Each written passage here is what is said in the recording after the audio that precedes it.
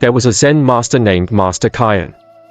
He was known far and wide for his wisdom, and people often traveled great distances to seek his guidance. One day, a young man named Noi came to the village. Noi was troubled, and his face bore the marks of sleepless nights and a heavy heart. Master Kyan welcomed Noi with a warm smile. "What brings you here, young man?" he asked. Noi hesitated, but then spoke. "Master, I am lost. My life is filled with difficulties, and I feel like a victim of circumstances beyond my control. No matter what I do, I can't seem to find peace or success. I came to you because I don't know what else to do." Master Kyan nodded thoughtfully and motioned for Noi to follow him. They walked through the village until they reached a quiet garden, where the sound of birds chirping and the gentle rustling of leaves filled the air. They sat on a stone bench beneath a large cherry blossom tree. "Noi," the master began, "do you know the law of autonomy?" Noi shook his head. "No, master." "What is it?" "The law of autonomy," Master Kyan explained, "is the understanding that you are responsible for your own life. It means that your thoughts, actions, and decisions shape your reality. While external circumstances can influence you, they do not determine your fate. Only you have the power to decide how to respond to them." Noi frowned. "But master, how can I be responsible for everything? There are so many things I can't control, other people, the economy, even the weather. How can I be held responsible for what happens in my life?" Master Kyan smiled gently. "You cannot control everything, Noi, and it would be foolish to think you could. However, you can control how you react to the things you cannot change. This is the essence of autonomy. It is not about controlling the world, it is about controlling yourself." The master picked up a small stone and handed it to Noi. "Hold this stone," he said, "and imagine that it represents your life. What do you feel?" Noi held the stone and thought for a moment. "It's heavy," he said. "It feels like a burden." Master Kyan nodded. "Indeed. Now, imagine that this stone is your responsibility. When you take responsibility for your life, it may feel heavy at first, but it is also empowering. You can choose what to do with it. You can carry it with resentment, or you can use it to build something meaningful. The choice is yours."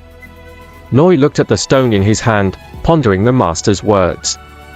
"But what if I make the wrong choice? What if I fail?" The master chuckled softly. "Failure is a part of life, Noi. It is through failure that we learn and grow. Autonomy means accepting that you will make mistakes, but it also means having the courage to try again. You are not defined by your failures, but by how you rise after them." They sat in silence for a while, the gentle breeze carrying the fragrance of the cherry blossoms. Noi felt a sense of calm washing over him, but his mind was still troubled by doubts. "Master," he said after a while, "how can I be sure that I am making the right decisions? How can I trust myself when I have made so many mistakes?" Master Kyan looked at Noi with kind eyes. The path of autonomy is not about being certain of every decision. It is about trusting yourself to learn from each experience. Life is a series of lessons, and every choice you make is an opportunity to grow. Trust comes from knowing that you are capable of learning and adapting, no matter what happens. Noi nodded, feeling a sense of relief. "I think I understand, Master. But how do I begin to take responsibility for my life?" The master stood up and gestured for Noi to follow him. They walked to a small pond in the garden, where the water was clear and still. Master Kyan pointed to the reflection of the sky in the water. "Look at the reflection," he said. "It is a mirror of the sky, but it is not the sky itself.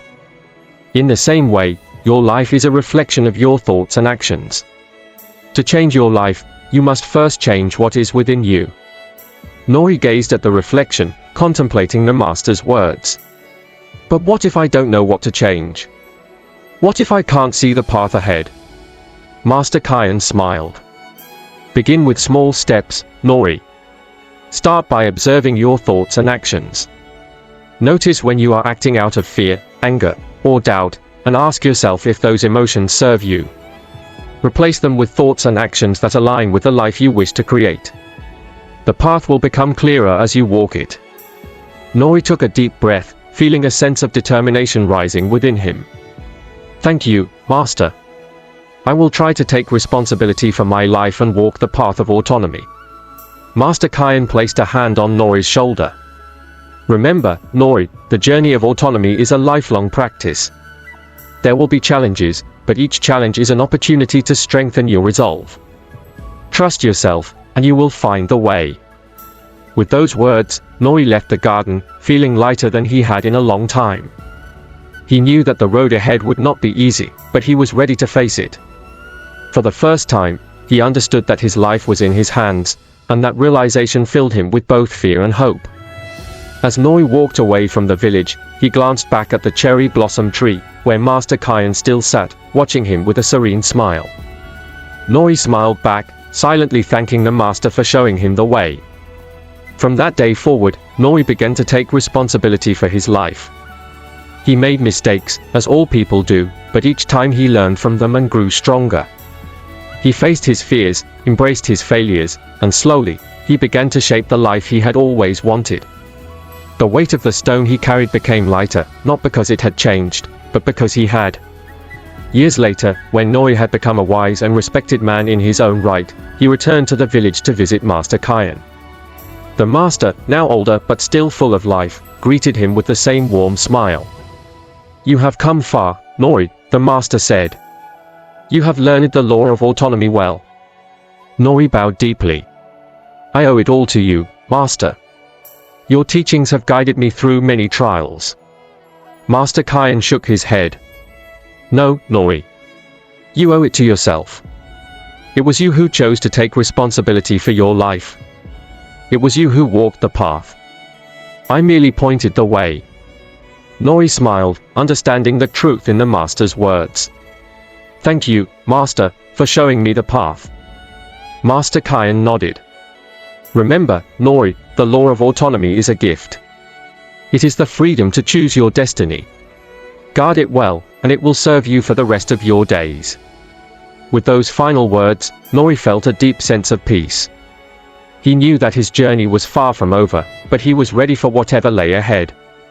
For he had learned the most important lesson of all, that he was the master of his own life. And so, Nori lived the rest of his days with the knowledge that he was responsible for his life, his choices, and his destiny. He faced each challenge with courage, knowing that no matter what happened, he held the power to shape his own reality.